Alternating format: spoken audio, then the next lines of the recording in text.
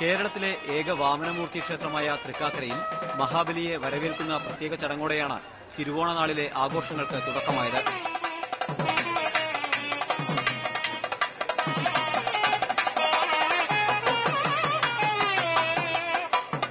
തുടർന്ന് ഗജവീരന്മാരുടെ അകമ്പടിയിൽ എഴുന്നള്ളത്ത് നടന്നു.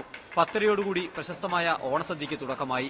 നാനാജാതി മധ്യസ്ഥരായ ആയിരങ്ങൾ ഓണസദ്യ ഉണ്ടു. എല്ലാ ഭാഗം പായസം ഇഷ്ടപ്പെട്ടു.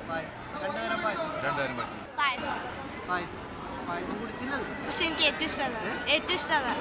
വളരെ നന്നായിരുന്നു. ഞാൻ കഴിഞ്ഞ 3 വർഷമായിട്ട് ഇത് കഴിക്കാനായിട്ട് ആഗ്രഹിച്ചിരുന്നതാണ്. ഇന്ന് ഭഗവാൻ എൻ്റെ ആഗ്രഹം സാധിച്ചു തന്നു.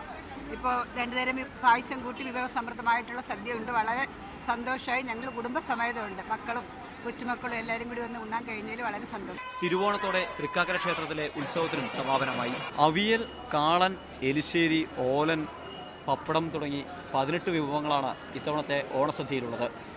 ഈ ഓണസദ്യയോടുകൂടിയാണ് തൃക്കാക്കരയിലെ ഓണാഘോഷം പൂർത്തിയാവുക. തൃക്കാക്കരയിൽ നിന്ന് ക്യാമറമാൻ സാദിഖ് പാറക്കലിനൊപ്പം സനൂപ് ശശിധരൻ, മീഡിയ 1.